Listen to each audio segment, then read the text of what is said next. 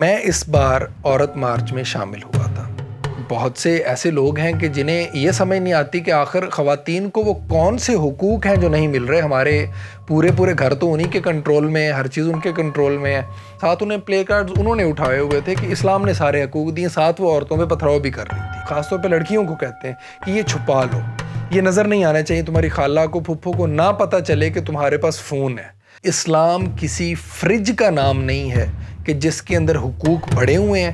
گھر کے جس فرد کا، جس عورت کا دل کرتا ہے حقوق لینے کا، وہ اس فریج کو کھول لے، حسب ضرورت حسب ذائقہ اندر سے حقوق نکال کے استعمال کر لے۔ تو کیا مردوں کے لیے جتنی سیف ہے یہ دنیا، عورتوں کے لیے بھی اتنی سیف ہے؟ السلام علیکم فرینڈز، آج کل عورت مارچ کے متعلق بہت بات ہو رہی ہے۔ مارچ کا مہینہ ہے، 8 مارچ انٹرنیشنل وومنز ڈے ہے۔ پوری دنیا کے اندر فیمنسٹ جو ہیں وہ باہر نکلتے ہیں اپنے حقوق کے لیے۔ گزشتہ چند سال سے پاکستان کے اندر بھی مظاہرے ہو رہے ہیں، خواتین اور مرد بھی ان کے ہمراہ پلے کارڈز لے کے نکلتے ہیں۔ بڑے شہروں کے اندر یہ مظاہرے دیکھنے کو ملتے ہیں زیادہ، اور بہت سے ایسے لوگ ہیں کہ جنہیں یہ سمجھ نہیں آتی کہ آخر خواتین کو وہ کون سے حقوق ہیں جو نہیں مل رہے۔ ہمارے پورے گھر تو انہی کے کنٹرول میں ہے، ہر چیز ان کے کنٹرول میں ہے، پھر عورتوں کو کیا چاہیے آخر؟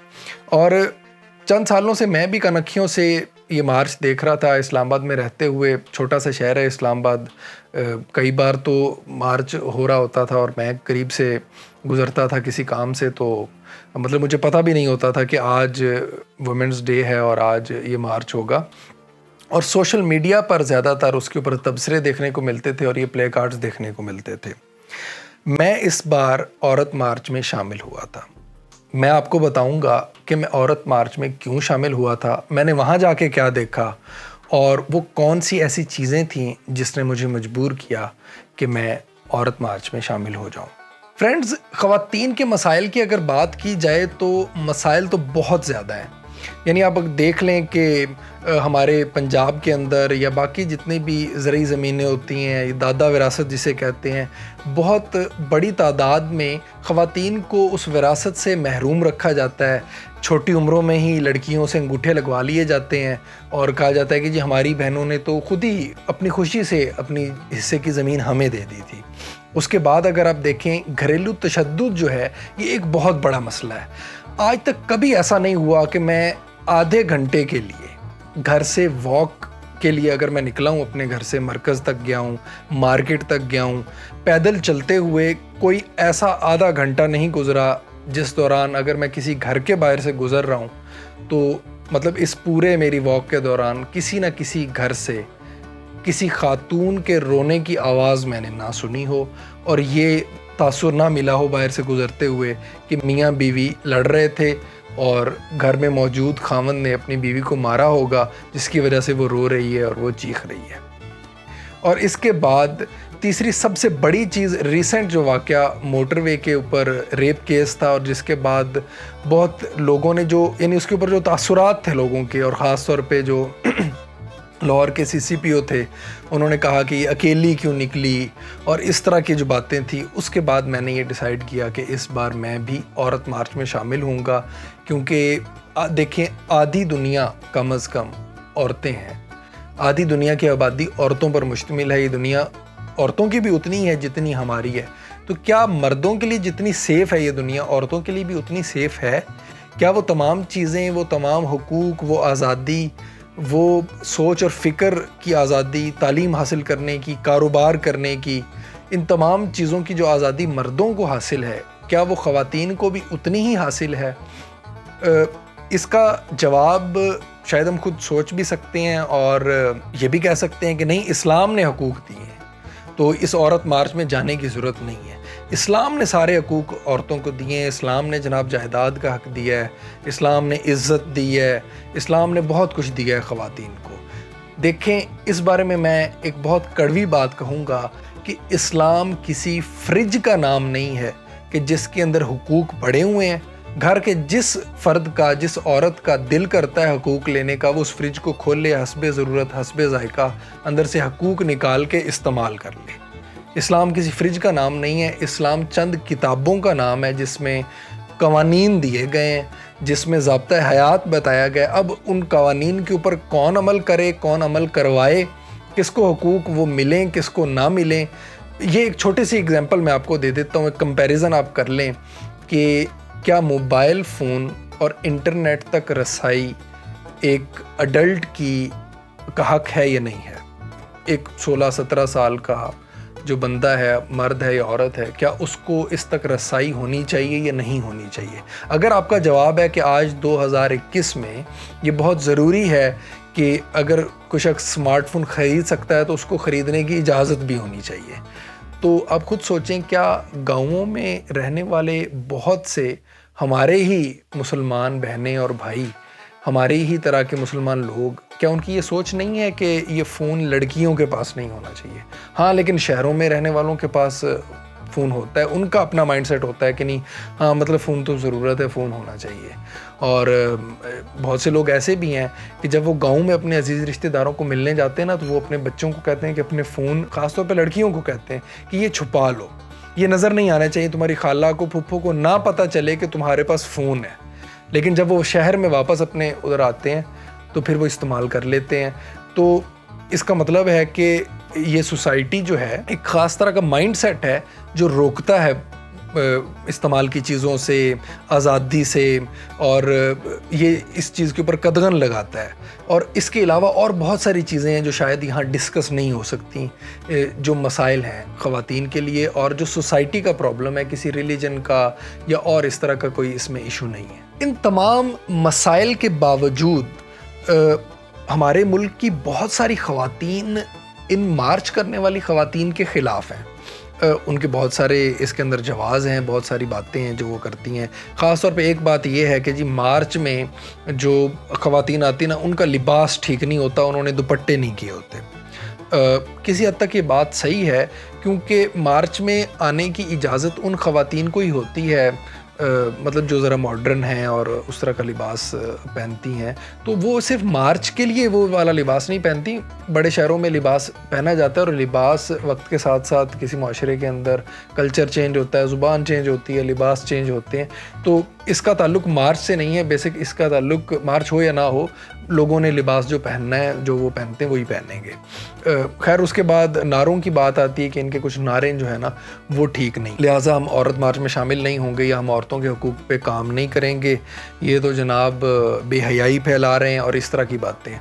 تو اب آپ دیکھیں کہ یہ اسی طرح بات ہوئی جیسے سیاست کے بارے میں ہم کہتے ہیں, یعنی ہم سیاست میں حصہ نہیں لیں گے یا ہم سیاست کے متعلق نہیں سوچیں گے, اس میں پارٹیسپیٹ نہیں کریں گے, کیونکہ زیادہ تر لوگ جو سیاست میں پارٹیسپیٹ کرتے ہیں وہ کرپٹ ہیں. تو یعنی ہم ان کے لیے, کرپٹ لوگوں کے لیے جگہ چھوڑ رہے ہیں ہم سیاست میں حصہ نہ لے کے. یہ تو وہی والی بات ہو گئی نا.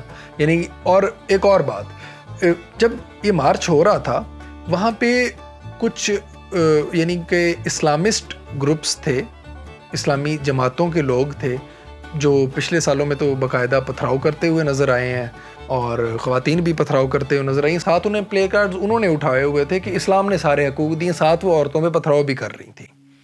تو یہ بہت ہی ایک عجیب چیز دیکھنے کو ملی. اس کے علاوہ وہاں پہ اس موقع پہ ان کو پتہ چلا کہ جی اسلام نے سارے حقوق دیے ہیں.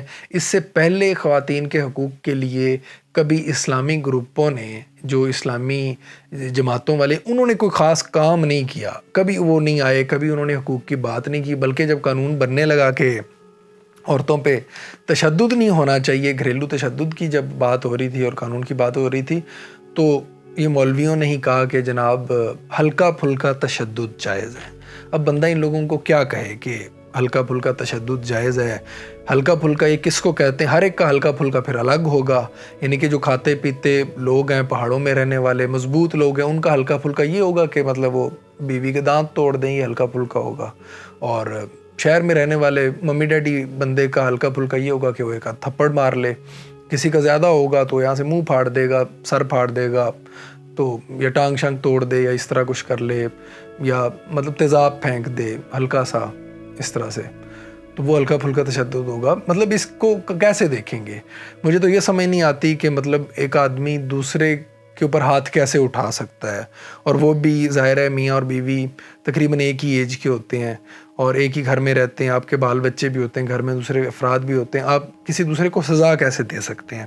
اور پھر جو مولوی ہلکا پھلکا تشدد کا جو مطالبہ کر رہے ہیں، ان کے مدارس میں جو تشدد ہوتا ہے، جس طرح سے یہ ہلکا پھلکا تشدد مدارس میں بچوں کے اوپر کرتے ہیں، وہ ہم واقعات دیکھتے ہی رہتے ہیں.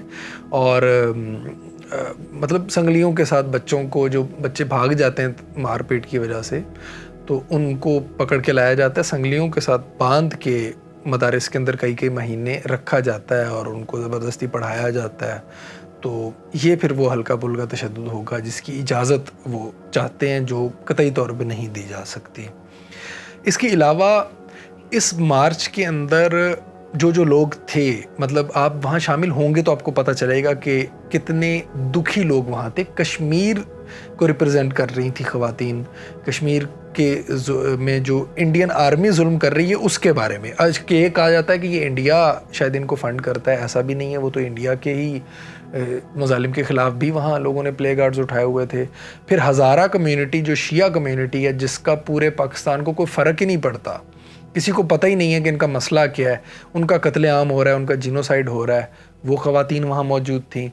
پھر اس کے علاوہ جتنے بھی مظلوم لوگ ہیں، بلوچ لوگ جن کے بہت سارے مسائل پیدا ہوئے ہیں ان کے، اس کے اوپر بات کرنے کی اجازت نہیں ہے، وہ لوگ وہاں پہ تھے. اور اگر آپ سمجھتے ہیں کہ عورتوں کو حقوق ملنے چاہیے اور اس کے لیے بات کرنی چاہیے اور ان کا طریقہ ٹھیک نہیں ہے، تو جو طریقہ ٹھیک ہے پھر آپ اس طریقے سے حقوق کے لیے بات کریں. آپ صرف ان کو نہیں روک سکتے، پھر آپ کو بھی کچھ نہ کچھ کرنا ہوگا.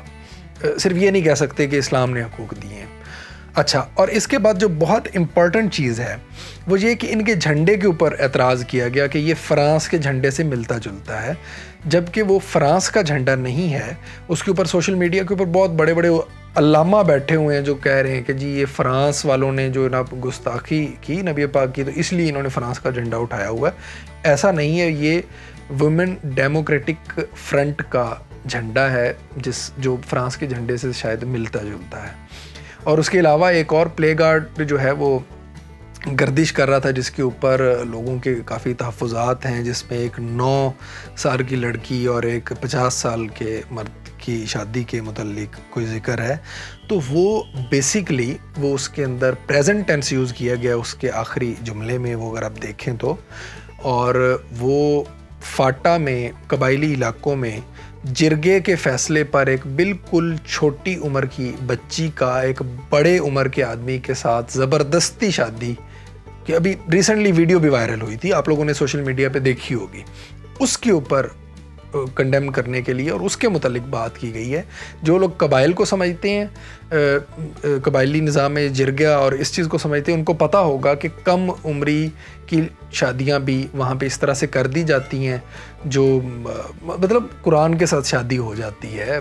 اور جس طرح ہندوؤں میں انڈیا کے اندر سانپ کے ساتھ شادی، کتے کے ساتھ شادی، اس طرح پاکستان میں قرآن کے ساتھ شادی کئی جگہوں پہ سننے کو ملتا ہے. پھر پتہ چلتا ہے جی پولیس نے ان کو پکڑ لیا جنہوں نے کروائی. وہ کروائی اس لیے جاتی ہے تاکہ وہ جو زمین ہے نا، جائیداد ہے، وہ ان کو مناسب کوئی ایسا رشتہ نہیں ملتا کہ جو جائیداد ان کی فیملی کے اندر ہی رہ جائے. ایسا رشتہ نہیں مل رہا ہوتا تو وہ کہتے ہیں اس کی قرآن سے شادی کر لو، وہ جائیداد گھر ہی رہ جائے.